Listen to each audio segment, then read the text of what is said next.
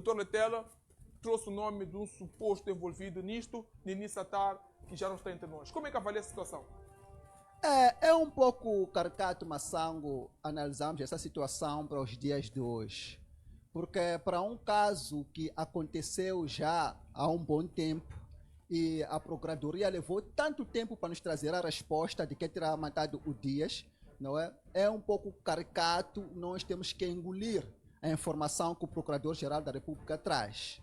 Mesmo que isso seja verdade, mas é um pouco caricato que ele possa nos trazer matérias palpáveis com relação à sua informação. Não, mas é que nessa tarde não está entre nós. Então, é um pouco claro que é mais fácil entregar a um crime a quem já não pode responder. É um pouco mais fácil, não é, arquivar um processo para quem já não pode conseguir responder. Não pode conseguir. Porque já não está em vida essa pessoa. Já não está em vida essa pessoa. Então, é mais prático arquivar um processo. Vamos lá analisar um pouco aqui, Massango, o caso do próprio Venâncio Mondlane. Vimos o Venâncio Mondlane com as manifestações, que os seus processos não levaram tempo para serem feitos, para ser chamado, para ser ouvido. Tudo foi às correrias, até encontraram crimes para imputar o próprio Venâncio Mondlane. Não é? Mas para o caso da morte do Elvino Dias e o Paulo Guambi, vimos que levou um século para que a polícia possa nos trazer respostas de, na verdade, quem terá matado, quem terá assassinado a tiros a esses senhores, não é? E após muito tempo, o procurador nos traz um suposto, não é, assassino que já está em caixão, que nesse momento já apodreceu. Mesmo que nós fosse para fazer a autópsia lá, já não temos como fazer isso. Então, é um pouco caricato que o Procurador-Geral da República traga isso. Para mim, mesmo que seja o Nini Satar, para mim até devia trazer isto ao consumo do público, não é? Devia procurar uma outra justificativa para dar ao público a não trazer o Nini Satar. Porque, como ele disse na sua intervenção, existe muita gente envolvida para além do Nini Satar. Okay. Eu iria aplaudir se ele trouxesse essas pessoas envolvidas, as vivas, sim, que estão por volta do Nini Satar, e a posterior apresentar o cabecilha, que é o Nini Satar, como ele o diz, não é que é o Nini Satar. Aí sim eu iria aplaudir, mas trazer o Nini Satar como figura de cartaz, ninguém vai comprar essa ideia ao Procurador-Geral, mesmo que ele tenha razão, mas ninguém vai comprar essa ideia. Maçã. Ilusível. Estamos aqui queixava, chorava-se, queria-se os resultados, PGR não traz Nini Satar, depois embora diz aqui ninguém vai comprar. Chorava-se, clamava-se, sobre não há dinheiro, mas alguns têm grandes viaturas, grandes mansões, são funcionários públicos, sabe-se que a ATSU, independente do ministério onde estiver, se eu também estou no mesmo ministério, tem o mesmo nível. Como é que esse consegue ter grandes coisas, se é mesmo subsídio, é mesmo salário? E hoje nos chegam informações que os nossos irmãos do Tesouro, os nossos irmãos das finanças, tinham dinheiro porque pediam nhonga, pediam comissão. Chegam-nos informações que aquele irmão que também está no mesmo nível com a minha pessoa no outro ministério, está no INCS, está podre de dinheiro, é rico, é riquíssimo, tem muito dinheiro, nos chega a informação que está a roubar, roubou milhões. Perguntávamos aqui, temos estrangeiros que só conseguem abrir ali uma lanchonete, conseguem abrir ali um snack bar ali básico com 3, 4 funcionários. Em contrapartida temos ali um outro estrangeiro que tem um grande restaurante Caiaquanga, está em Moçambique, está feliz, e agora chegam informações que não, afinal está envolvido no tráfico de drogas, etc, é acusado nestes moldes, falsificação de documentos. Temos visto em Moçambique estrangeiros a chegarem no país de uma forma massiva. Agora o Cernic disse, stop, esses mexicanos chegam aqui em Moçambique também, querem abrir uma fábrica de drogas. Como é que vê, como é que olha para esta recolha, esta varredura que o Cernic faz, e depois chegamos agora ao... Aliás, antes chegamos até ao Nini Satar como o suposto mandato envolvido no caso do Elvino Dias, foi apontado como Barão, o chefão dos raptos. E é importante dizer que os raptos calmaram, relaxaram, quase que não existem desde que falaram que era o responsável. Como é que avalia processamentos do Letela, o procurador, que é o número 1 de PGR, e face a essas recolhas que estamos a ver, PGR Cernic, mesma coisa atualmente, estamos a ver. Qual é a análise que deixa aqui ficar? Dizer inicialmente, Massango, que o nosso país sempre foi um corredor de drogas. Sempre foi corredor de drogas? Sempre foi um corredor de drogas. E essas drogas que sempre entraram no nosso país sempre tiveram caras que nunca vimos. E supostamente essas caras são os grandes líderes, os grandes chefes, que nunca aparecem para nos mostrar ou para conhecermos essas pessoas. Agora, a Cernic vem apresentar o Nini Satar como o grande parão dos raptos, assim como tal, não é? Mas nós temos que analisar como é que os raptos param em Moçambique. Temos que começar por aí. Dizem que o Nini Satar é o grande barão dos raptos, mas Nini Satar esteve muito tempo preso, não é? E os raptos começaram a ter o seu fim quando a Cernic começou a atacar a própria Cernic. Quando a Cernic... Raptos param quando a Cernic ataca a Cernic. Quando a Cernic ataca a própria Cernic, é quando os raptos param. Vamos perceber que a partir dos finais do ano passado até a data hoje, vamos perceber que muitos homens da Cernic tombaram, não é? Muitos homens da polícia tombaram, não é? E esta tomba dos homens da Cernic, nós que acompanhamos, já havia mídia e havia as informações que nos trazia, até dizíamos que aqui está a tentar se calar alguma coisa. E não sabíamos que estava a se calar. E alguns dias depois começamos a ver que os raptos foram abrandando. Por um lado mora o homem de Cernic, raptos estão abrandando. Os raptos foram abrandando. Nini Satar já estava preso faz muito tempo, depois perdeu a vida, não é? E ele é arrolado como o grande barão dos raptos, mas o modo operando da nossa Cernic foi atacar a própria Cernic. Sem querer culpabilizar a Cernic, porque não tenho evidências palpáveis com relação a isso, mas eu posso dizer aqui, pelas coisas que estamos a ver, pelas formas de atuação da própria Cernic, que a Cernic sabia, na verdade, quem estava por detrás desses raptos e conhecia as pessoas que estavam por detrás desses raptos, razão pela qual começou a atacar a própria Cernic. Este ataque entre eles é que veio acalmar o nível dos raptos neste país. Não é que veio acalmar o nível dos raptos nesse país. Não exatamente calarem com o Nini Satar, mas eles Os sabiam... que tombaram podiam ter alguma relação com os raptos. Eu acredito que teriam alguma relação com os raptos, porque foi preciso derramar-se sangue para que os raptos parassem.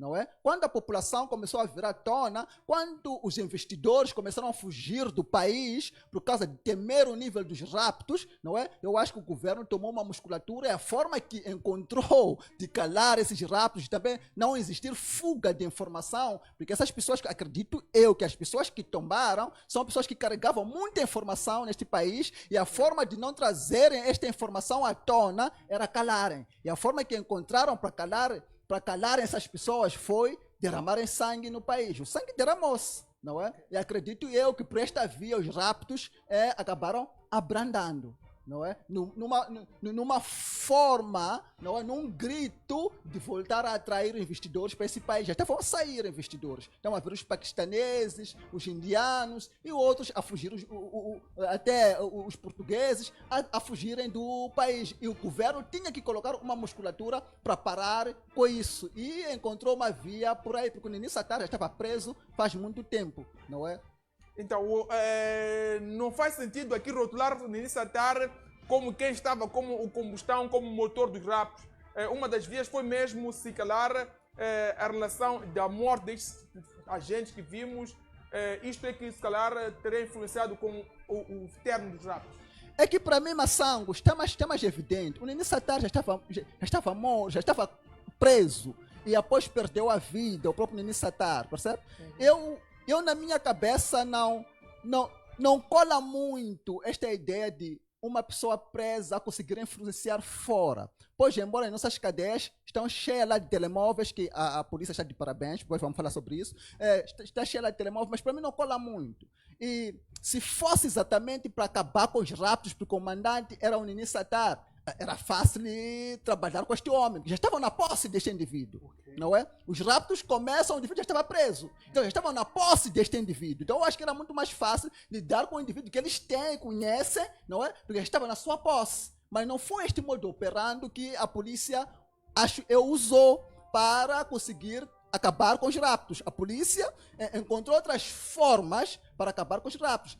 Vamos lá colocar uma suposição que o Nini Satar seja o mandante do tais raptos. Então, se o Nini Satar é o mandante do tais raptos, é o tal chefão dos raptos, então, para mim, posso concluir que existiam outros mandantes para além do Nini Satar. Existiam outros cabecilhas para além do Nini Satar. Porque para mim não faz muito sentido que o Nini Satar preso ser o chefão e os raptos, não é? E a polícia usar outros modos operantes para acabar com uma situação. Porque esta situação dos raptos acaba quando a polícia mata, quando a Cernic mata a própria Cernic. E quanto a esse recolher obrigatório, entre aspas, dos criminosos, funcionários públicos, criminosos empresários, até essa visita no estabelecimento penitenciário, até recolher telemóveis, como é que avalia? Massango, eu direi aqui que a polícia está de parabéns, a Cernic está de parabéns. Está de parabéns. Está de parabéns, não é?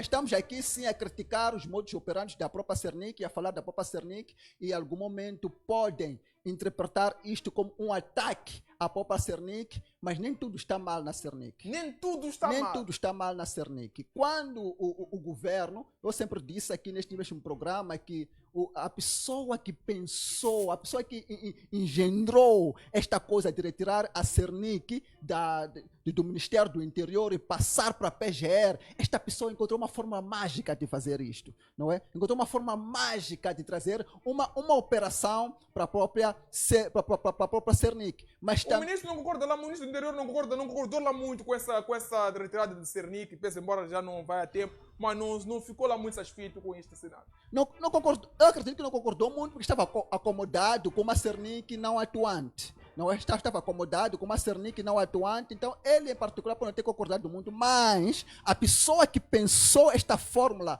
de retirar a Cernic do Ministério do Interior para a PGR encontrou uma forma mágica. E também aqui tem que trazer a colação que esse esforço é um esforço também do Daniel Francisco Chapo, o presidente da República, não é? Porque o presidente da República também encontra uma outra fórmula mágica, encarregar o Pacheco para coordenar esta Cernic. Nós sabemos quais são os modos operantes do... O Pacheco só está no CIS. Sim, quais são os modos operantes do Pacheco. Está no CIS, mas acaba tendo um lado, uma contraparte quase ninguém. Mas o que é CIS? CIS é segredo do Estado.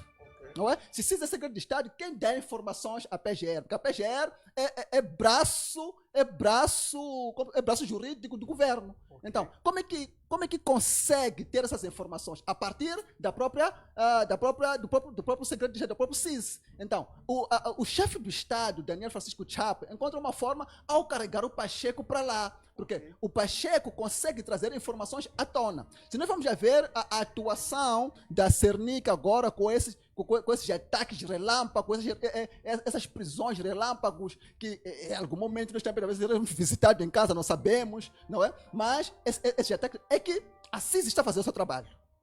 Que é investigar os grandes barões do crime de droga neste país. E passa isso para a PGR. E a PGR tem a obrigação de atuar. Porque a PGR é a cara do governo, não é? É a força que aparece para atuar. Mas tem lá o CIS que vai investigando e trazendo as informações à tona. Então, CIS faz o seu trabalho de conhecimento faz o seu trabalho e passa para a PGR. Exatamente. PGR demanda ali o Cernic. É mais ou menos isso. A CIS é uma força que pouco se fala, mas que para esta atuação da Cernic, para mim a CIS está de parabéns o Daniel Francisco Chapo, por ter encontrado essa forma em colocar o Pacheco na própria CIS. E também por terem retirado esta Cernic para a PGR. Vamos perceber que a Cernic está fazendo o seu trabalho. Começou sim a Cernic com casos polêmicos do Estrela, casos polêmicos de recorrer nos mercados, começou com esses casos polêmicos, mas agora já partiu para outro nível. Começou dos peixes miúdos, coisinhas meramente banais e estava a subir de nível. Exato, agora já partiu para outro nível. Vimos o caso do Coaquanga, que prenderam lá e encontraram armas lá de grande calibre, a KM, que um cidadão comum não pode ter uma arma daquele calibre. Até chapéu da polícia. Até chapéu da polícia estava lá, encontrou-se lá esses materiais bélicos dentro do próprio Coaquanga. Para mim, a minha preocupação com relação a esta atuação da Cernic, que é de parabenizar, que é de elogiar, e se eu tivesse posse, talvez ia pegar o Letele e dar ali um troféu de reconhecimento para a atuação da própria Cernic, da própria Cernic, sim, mas dizer aqui que, para mim, o Letele o procurador-geral tem que melhorar um pouco também outro lado da sua atuação. Okay. Está a agir bem, está. Está a aprender, está. Mas agora, como é que nós reparamos para essas apreensões? Porque até agora as apreensões estão no nível macro, não é? Estão no nível micro, tem que ir para o nível macro, não é? Porque esses estão a ser presos agora, para mim, no meu entender, ainda são peixes pequenos. Ainda não chegou o barão, aos barões. Ainda não chegou aos barões, por isso que há informações que saem para a mídia, que alguns jornais até escrevem que o governo ensaia a autoexposição. Tá certo? Se alguns jornais já escrevem que o governo ensaia a autoexposição com o caso do Coaquanga, já estamos a tentar perceber que aquele peixe ali é um peixe miúdo, pequeno. Não tão pequeno assim, mas que estão a ensaiar, estão a provocar e tentar... Há um caminho, eu quero chegar a alguém. Exato, então estão a ensaiar como fazer isto. E para mim vai ser de bom tom vir novamente parabenizar se a PGR conseguir chegar a esses peixes grandes. Acha que o PGR já sabe onde quer chegar? Eu acho que a PGR já sabe. Tem um roteiro. Eu acho que começamos daqui, vamos chegar aqui, Eu acho que a PGR sabe onde quer chegar. Se não for a chegar, a PGR quer abafar este rol, esse circuito de drogas que vem circulando, esse circuito de contrabando que vem circulando no nosso país. E se ele quer abafar, então ele está a emitir uma mensagem para os grandes barões que, senhores, parem com as brincadeiras, porque os vossos peixes pequenos vamos aprender todos, não é? Então parem com as vossas brincadeiras. Então é uma mensagem que está a emitir, porque eu não quero acreditar que a PGR não vai conseguir, vai prender os peixes grandes. Não quero acreditar nisso. Mas para mim já está de bom tom, porque já emite uma mensagem para os peixes grandes abandonarem as suas práticas e já emite uma mensagem para os peixes pequenos que ansiavam estar naquela posição. Esses pequenos, será que sentiam-se intocáveis? Esses que já foram recolhidos? Alguns deles sentiam-se intocáveis. Aquele com a KM ali, Massango, Europa da própria força, não tinha como se sentir intocável. Mas também é preciso perceber que ao redor dele existiam outros peixes pequeninos que ansiavam chegar ao nível dele. Então, a esses pequeninos do pequeno, não é? A esses pequeninos do pequeno, já começam também a ter medo. E, afinal de contas, estar naquele local é perigoso. Então, a PGR vai emitindo esta informação, não é? Para os peixes grandes e para os peixes pequeninos que ansiavam estar naquelas posições. Então, para mim, a PGR está a agir bem, está de parabéns essa PGR para a sua musculatura, não é? E também parabenizar ainda mais por ter conseguido evadir a BO já há bom tempo, não é? Já se falava dos casos da antiga ministra da Justiça e Assuntos Constitucionais e Religiosos. Aqui, assim, já apareceu a assumir que nas nossas cadeias, sim, existiam lá telemóveis, circulava lá drogas, mas não quis identificar quais eram as pessoas que metiam essas drogas lá e que entregavam os telemóveis lá, não é? Mas uma razão de concluirmos que existem pessoas mais grandes que estão por detrás disto, não é? Mas a PGR, deixando os graúdos peixões, não é? A PGR começou a atacar os peixes pequenos, que é retirada dos telemóveis da própria BO. Se for anotar Massango, nesses últimos dias, será que o Massango já recebeu uma mensagem aí de manda valor para este número? Não. É incrível que parece que frouxou um bocadinho, isto minimizou. Já não temos aí as mensagens de manda valor para este número, manda o que é para este. Não temos essas mensagens. Então, ficou confirmado que lá dentro da própria BO é lá onde se faziam outros crimes cibernéticos, não é? Os crimes cibernéticos eram engendrados dentro da própria BO e vinham à tona. Está de parabéns a Cernic por esta atuação, que continua atuando assim, que continue abafando o nível de crime no nosso país e continue mandando esta mensagem também para o exterior, que o país é seguro, para que os investidores possam vir e investir neste país, Massam. E quando se toca, para esses nhonguistas, vamos usar esse termo, esses irmãos de 10%, que já estavam... E esta prática não é de ontem, já tem lá a raiz, a enraizada esta prática, e quando se toca para os nossos irmãos do INSS, são as mulheres grávidas, são os profissionais, são os idosos, sabem o drama que se tinha para ter acesso àquele dinheiro do INSS. São várias reclamações. E nos chegam informações que as pessoas estavam gordas. Estavam bem rochudas em suas residências, comendo, bebendo do dinheiro que é do povo. Como é que avalia essa situação? Falando de INSS, onde nós metemos lá os nossos valores, onde nós metemos lá os valores que somos descontados, o pacato salário, o mísero salário que nós recebemos nesse país, e somos descontados para o INSS, e depois ouvimos situações como estas, que lá por detrás do nosso valor existiam lá pessoas que surpiavam, que subtraíam esses nossos valores. Isso dói, Massango. Isso dói. E isto não deve ser algo que nós temos que aparecer e sorrir para isto, porque é o meu dinheiro. E veja só o próprio... O INSS não produz dinheiro, é o dinheiro das pessoas a tirar, não é que multiplica dinheiro e produz, não. Não, é o meu desconto, Massango, que vai para o INSS, que eu vou depositar lá.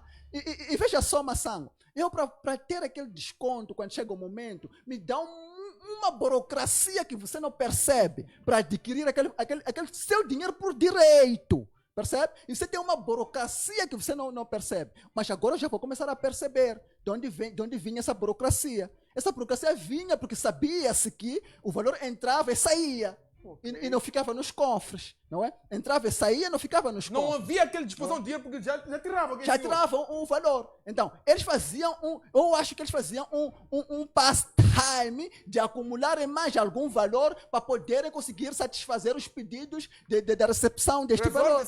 Enquanto tiraram dinheiro, faziam esse compasso. Eu acho que faziam esse compasso para poder aguardar, não é, um encaixe lá no caixa para poderem pagar o valor aos verdadeiros beneficiários. Porque aqueles que subtraíam não eram os verdadeiros beneficiários, não é? Razão pela qual eles construíram grandes mansões, tem aí grandes carros de alta cilindragem, não é? Mas a PGR age bem sim em capturar e colocar à tona esses crimes, mas também aqui já aparece uma outra batata quente para a PGR, que é a PGR, não é? Transformar esses ativos, não é? Ao bem do povo. Porque não vai valer em nada a PGR aprender essas pessoas e essas pessoas continuarem com os mesmos ativos e não mostrar a ação musculada, não é, de como foi distribuído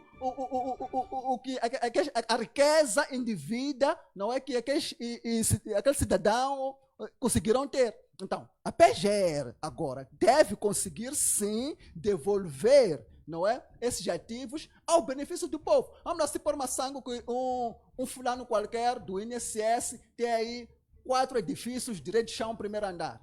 Okay. A PGR, com os seus mandatos e justificando-se que aqueles prédios foram construídos com dinheiro indevido, deve recuperar os ativos. E esses ativos têm que ser revertidos ao benefício do povo, porque aquele é o nosso dinheiro.